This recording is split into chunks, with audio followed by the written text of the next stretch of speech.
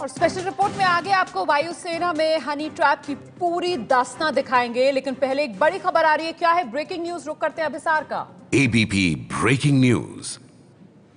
गृह मंत्रालय ने रक्षा मंत्रालय को बताया है कि पाकिस्तान की खुफिया एजेंसी आईएसआई के निशाने पर पूर्व सैनिक हैं। फर्जी सैनिक कल्याण संगठन बनाकर उनको फंसाने की कोशिश की जा रही है। सदस्य बनने पर कई सारी सुविधाएं और आर्थिक मदद का लालच दिया जाता है।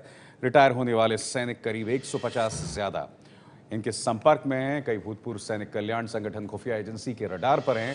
पंजाब, कश्मीर, हरियाणा, राजस्थान और पश्चिम उत्तर प्रदेश पर आईएसआई एजेंट्स की खास नजर है।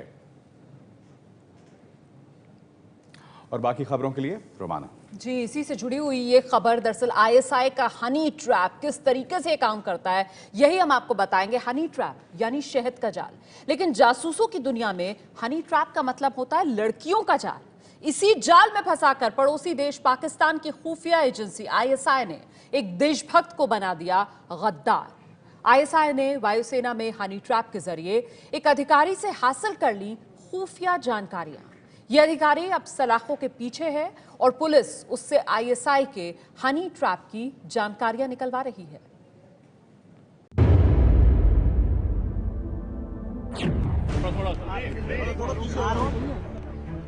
चेहरा छिपा रहे इस शख्स पर है गद्दारी का इल्जाम।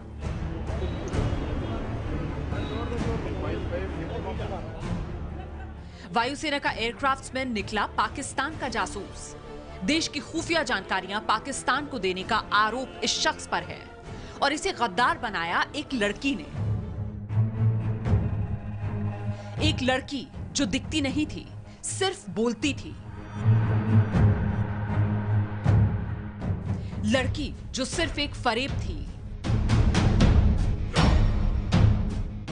उस फरेब का नाम है आईएसआई।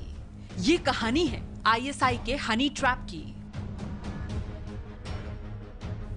पुलिस की गिरफ्त में आए इस शख्स का नाम के रंजीत है और ये वायुसेना में बड़ा अधिकारी हुआ करता था। लेकिन पाकिस्तान की खुफिया एजेंसी आईएसआई के हनी ट्रैप में ये ऐसा फंसा कि सीधे जेल पहुंच गया। केरल का रहने वाला रंजीत भारतीय वायुसेना में साल 2010 में भर्ती हुआ। फिलहाल वो एयरक्राफ्ट्समैन के पद पर पंजाब के भटिंडा में तैनात था।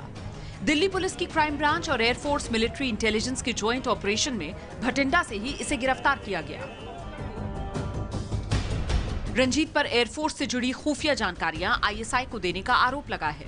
रंजीत को अपने जाल में फंसाने के लिए आईएसआई ने हनी ट्रैप यानी लड़की का सहारा लिया।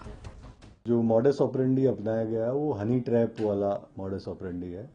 जो विदेशी देश की इंटेलिजेंस ऑपरेटिव है, उन्होंने आगे फेसबुक प्रोफाइल बना रखे थे लेडीज के, तो उससे ये चैट करना इनसे शुरू करवाया और चैट करते करते उसके अंतरंग हो गए और फिर बाद में उसको ब्लैकमेल करना स्टार्ट कर दिया इन्होंने।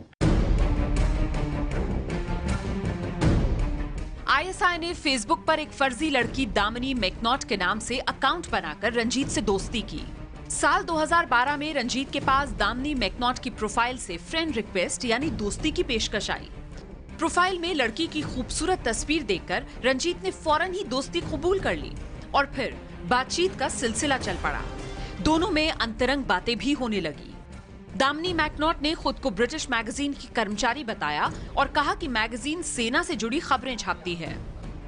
दामिनी ने रंजीत से कहा कि ब्रिटेन की मैगजीन में उसकी दी जानकारियां भी छापी जाएंगी, बदले में रंजीत को पैसे भी मिलेंगे। दामिनी ने रंजीत को इंग्लैंड में नौकरी लगवाने का झांसा भी दिया।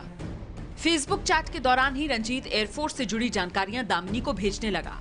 रंजीत ने एयरफोर्स के लड़ाकू विमानों और एयरफोर्स बेस की गोपनीय जानकारियां भी दामिनी को दी। सुखोई और अन्य लड़ाकू विमानों की मौजूदा लोकेशन के बारे में भी बताया। रंजीत ने वायुसेना के अधिकारियों के नाम, उनके मोबाइल नंबर, उनके फोटोज तक दामिनी को भेजे। रंजीत के अकाउंट में 2 बार में 30,000 रुपए भी जमा करवाए गए थे। खुफिया एजेंसियां रंजीत पर पिछले कई महीने से नजर रखे हुए थी। जैसे ही रंजीत के खिलाफ सबूत पुख्ता हुए, उसे गिरफ्तार कर लिया गया। कुछ समय से ये इनपुट हमारे पास आया हुआ था और फिर हमने ये जो एयरफोर्स और मिलिट्री इंटेलिजेंस के साथ मिलकर इसको डेवलप किया और जब पुख्ता हो गया कि हाँ इसमें पैसे का आदान प्रदान भी हो रहा है और इन्फॉर्मेशन भी दी जा रही है, तो हमने एयरफोर्स को कहा इसको डिटेन किया जाए। रंजीत को वायुसेना ने नौकरी से निकाल दिया है। फिलहाल वो दिल्ली पुलिस की 4 दिन की रिमांड पर है। रंजीत की गिरफ्तारी के बाद खुफिया एजेंसियां करीब 2000 सरकारी अफसर और कर्मचारियों के फेसबुक पर नजर रख रही हैं।